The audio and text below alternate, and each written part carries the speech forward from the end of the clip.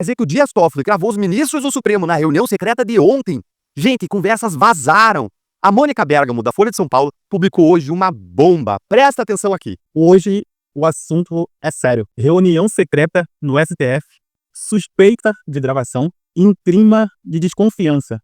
O nome citado, Dias Toffoli. Mas calma, não existe prova pública. Existe notícias de bastidores. Aqui a gente analisa sem acusar, sem exagerar. Hoje nós vamos reagir ao vídeo do canal do Dr. Deltan Dallagnol com esse assunto de uma suspeita de gravação clandestina. Se você não é inscrito no canal dele, se inscreva lá, dá aquela moral pra ele. E também não esqueça de dar uma moral pro nosso canal aqui. Assiste esse vídeo até o final, dá uma curtida, dá um like, beleza? Vambora! Ministros do Supremo acreditam que eles foram gravados clandestinamente na reunião de ontem secreta por Dias Toffoli. Aquela mesma reunião que terminou com Toffoli fora da relatoria do caso Master. Por que eles acreditam nisso, hein? Porque o site do Poder 360 publicou as falas dos ministros. É muito estranho uma reunião onde sai na imprensa as falas certinhas do que cada pessoa falou. Saiu na imprensa. Ministros ficaram desconfortáveis e as falas dele apareceram com cada detalhe. Palavra por palavra, ipsis literis, e com nível de precisão, gente, que só é possível com uma gravação. Dá uma olhadinha aqui na matéria. A matéria é muito longa e ela vai passar ministro por ministro com citações assim, ipsis literis, entre aspas, como se a pessoa lá do Poder 360 estivesse lá dentro, anotando, ou alguém evidentemente gravou e entregou as declarações. Aí, ó.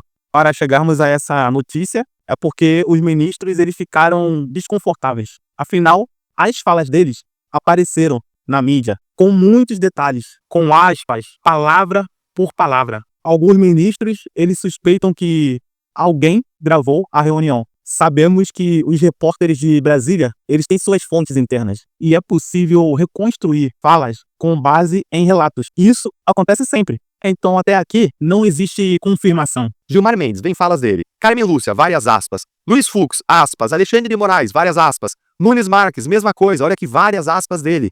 André Mendonça, muita coisa que ele disse também. Cristiano Zanin, muita coisa que ele disse, palavra por palavra. Flávio Dino, e por aí segue.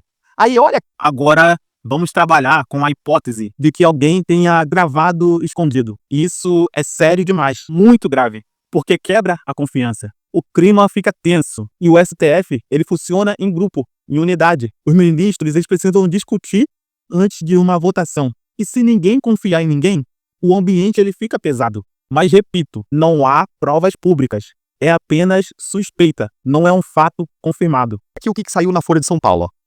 Magistrados afirmaram à coluna que a situação é sem precedentes, de perplexidade e desconforto. Quando eles falam aqui magistrados, querem falar dos ministros do Supremo. Disseram ainda esses ministros que os diálogos selecionados por quem fez a gravação trazem apenas os trechos favoráveis ao Toffoli e não mostram a complexidade. A grande suspeita, ela vem nessa parte, porque só está trazendo os trechos favoráveis ao Dias Toffoli. Do que foi discutido ali na sessão. Em outras palavras, gente, quem vazou as coisas que vazaram pro Poder 360, nesses trechos que eu mostrei pra você aqui, escolheu o que vazar.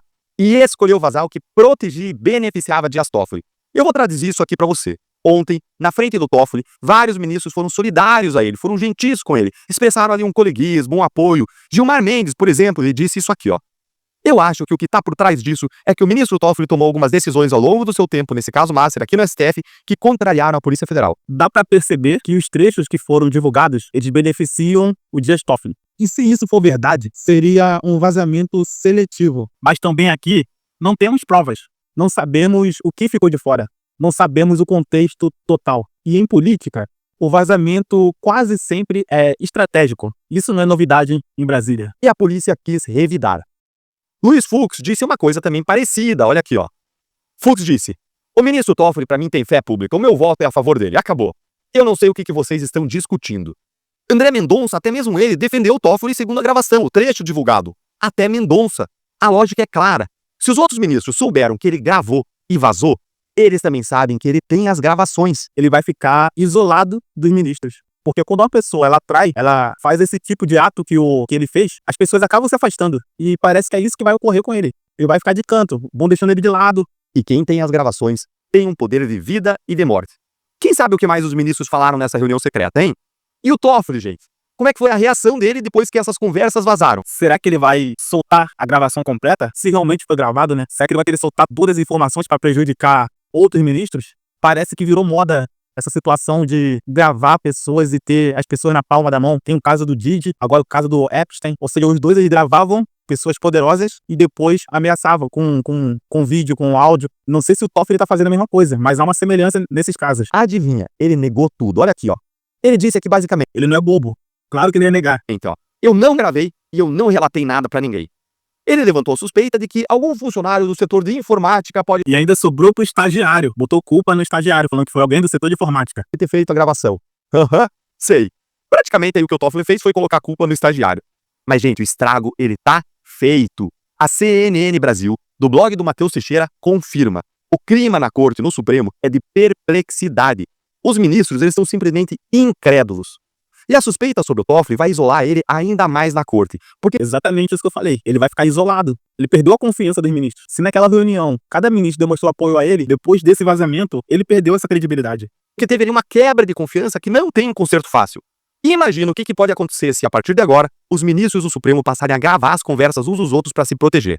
Você já pensou numa coisa dessas? Gente, ia ser lindo de ver, hein? Pensando aqui, ó, tomara que grave, que tenham gravado e que vazem tudo mesmo. Chega de sigilos! A luz do sol é o melhor detergente, como dizia o ministro da Suprema Corte Americana. Agora, a pergunta importante. Isso muda alguma decisão dentro do STF? Por enquanto, não. Não há anulação de julgamento, não há processo aberto e também não há punição anunciada. Existe apenas um clima tenso e uma crise de confiança. Mas um tribunal, ele não para por isso. Já houve outras crises internas e o STF continuou funcionando normalmente. Mas vem aqui entender comigo o que significa na prática essa possível gravação clandestina e vazamento. O STF é um tribunal colegiado, ministros deliberam juntos, trocam votos nos bastidores, negociam posições em sessões reservadas. Tudo isso depende de um pressuposto básico, que o que é dito em sigilo, fica em sigilo. Se um ministro grava outro clandestinamente, esse pressuposto acabou, a confiança acabou. Ninguém vai falar com franqueza numa sala sabendo que pode estar sendo gravado. O tribunal implode por dentro. E antes de encerrar, eu quero te dizer uma coisa. Um alerta importante aqui. Nós temos que ter cuidado com 3 erros. Primeiro, transformar suspeita em verdade. Segundo, acusar sem ter provas. E o terceiro, achar que todo vazamento é um crime comprovado. Transparência é muito importante, mas o sigilo institucional, ele existe. E uma coisa não anula a outra. Então, o que temos até agora é notícia de bastidores. Suspeita, clima de desconfiança, nada além disso. Sem gravação confirmada, sem prova pública.